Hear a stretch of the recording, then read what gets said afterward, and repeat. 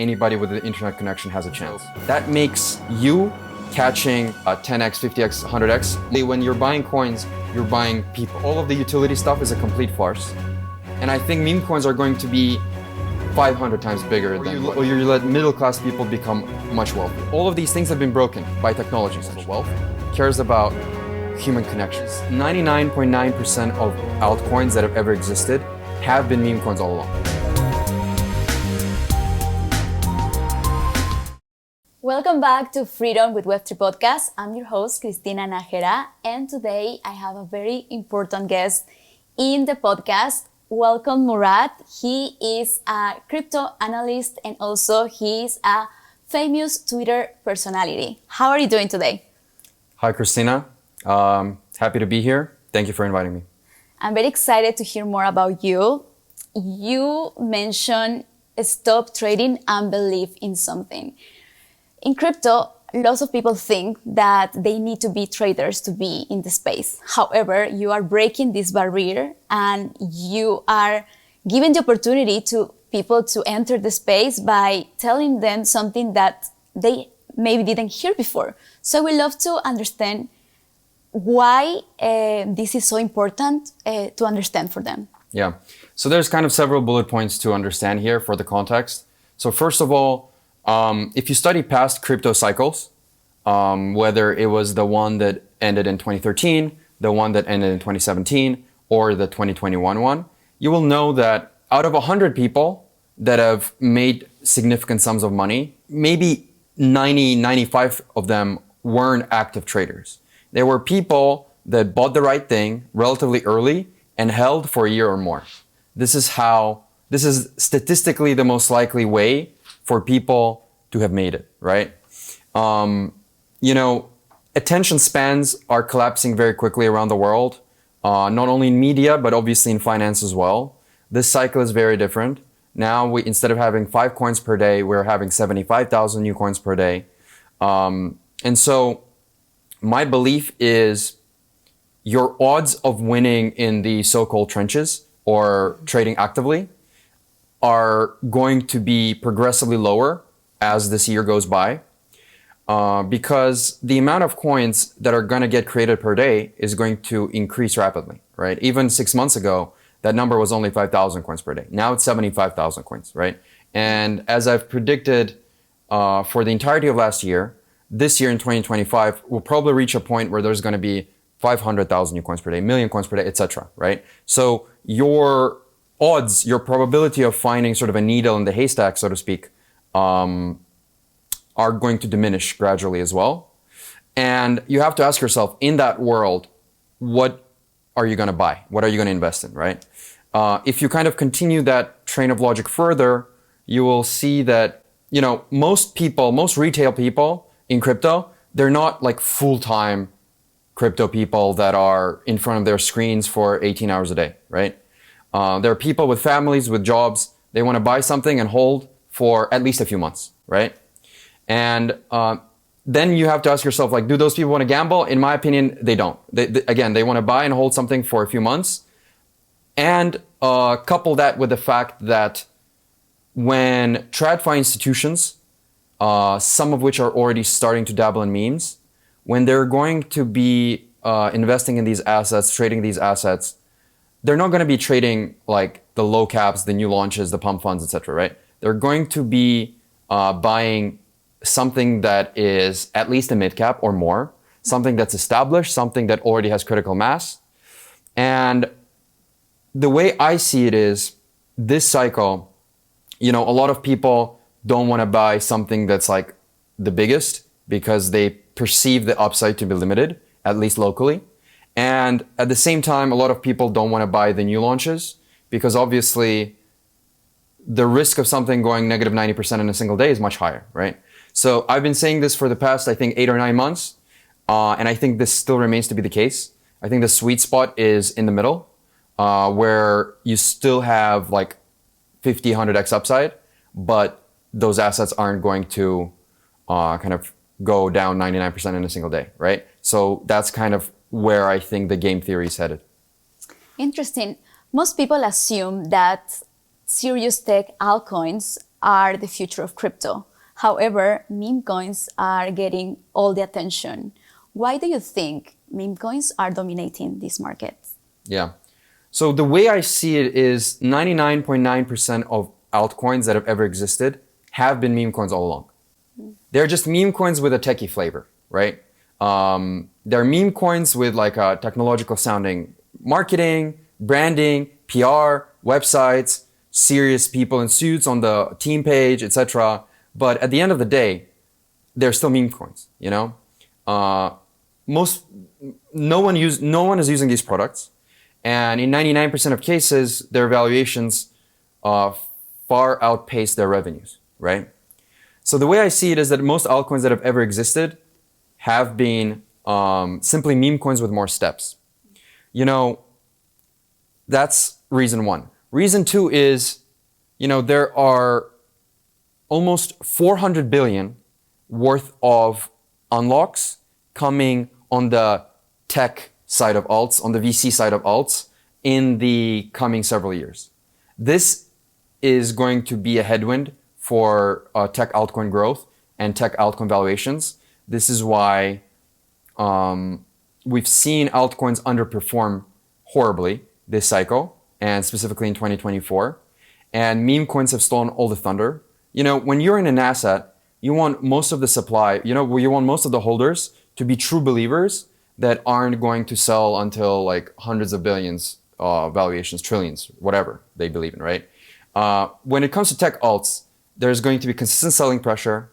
They can't compete with the onslaught of new coins anymore because, again, in the past cycles, you had 100 coins, now you have millions. So it's a completely different game.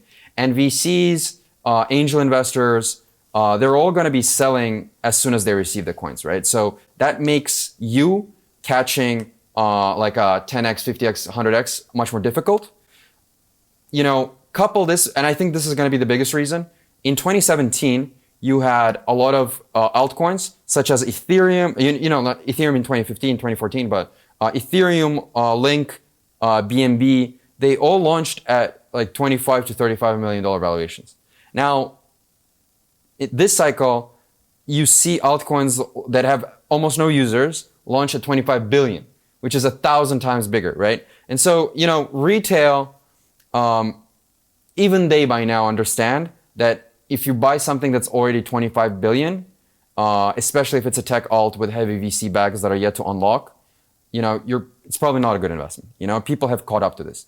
And essentially the way I see it is meme coins, they are a reincarnation of the ICO wave that we saw in 2017, where launches are starting at much smaller valuations. The price discovery is organic. You know, there's much fewer insiders. You know, there's a ton of coins on the tech slash VC altcoin side where under one name or another, effectively the insiders own 85% of the supply, right? And, you know, meme coins essentially, they are a vampire attack on crypto tech tokens, right? So people are realizing that all of these things are meme coins. So why don't we just buy the things that are actual meme coins that are not lying to you about what to expect, that have no roadmaps, that have no execution risk, and that are much more honest and organic in their nature. And I think this is just off the top of my head. There's like 20 other reasons, but these are the core reasons why meme coins are dominating right now. They've dominated in 2024, and I believe they're going to continue dominating until the very end of the cycle. So I'm very bullish on them this year as well. Yes. How does these insiders holding a big percentage of the tokens affects the long-term success of a coin? Yeah. So in the case of the tech alts, VC alts, you know, they say 30% foundation, 20% team, 20% investors, 20% ecosystem, whatever it is. But ultimately, at the end of the day, they control 80-85% of the supply. And one way or another, this gradually gets unlocked over the coming 2-3 years, and it gradually gets dumped for USDT, USDC, whatever you want to call it, right?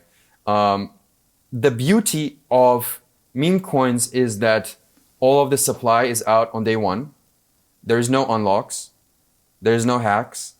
There's no inflation.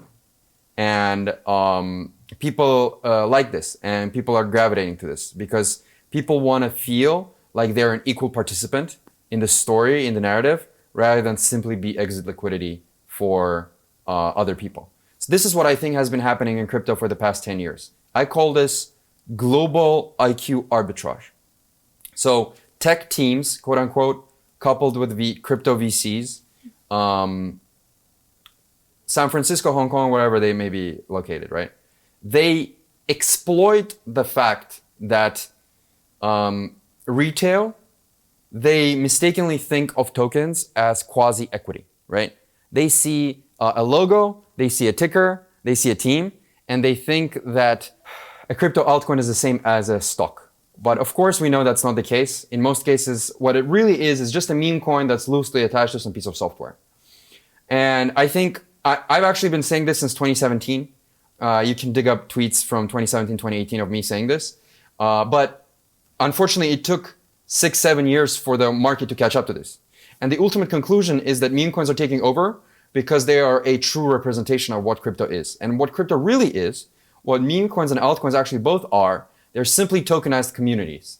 They're tokenized communities that use different techniques, whether it's memes or whether it's tech, to effectively increase the valuation of their token.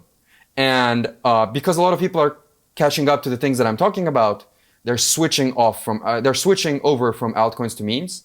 And this is essentially one of the big reasons for the meme coin supercycle. Yes, people have been told to invest in projects with real utility. However, you have mentioned that meme coins have more utility than these altcoins. Would you like to share more about that? Yeah. So, frankly, I think all of the utility stuff is a complete farce. It's complete nonsense. There's really only two things that matter. And essentially, meme coins, a lot of people think they are a degenerate thing. I actually think they are a representation of the fact that crypto is becoming more mature and they're actually acting as a purifier force. Now it's much more harder to essentially scam on the altcoin side. Essentially, what's going to happen is back in the day, you had all these coins. Were they utility tokens? Were they governance tokens? Were they tech projects? It was unclear what they were, right? Now, I think meme coins, what's going to happen is in the coming years, they're going to split the altcoin space into two, right? On one side, you're going to have things with real revenue. I call them cash flow coins, things that you can model, things that have real revenues, real profits, and hopefully they will be distributing some of these dividends to their holders on chain, right? And, we have 400 years of history about how to value these kinds of assets.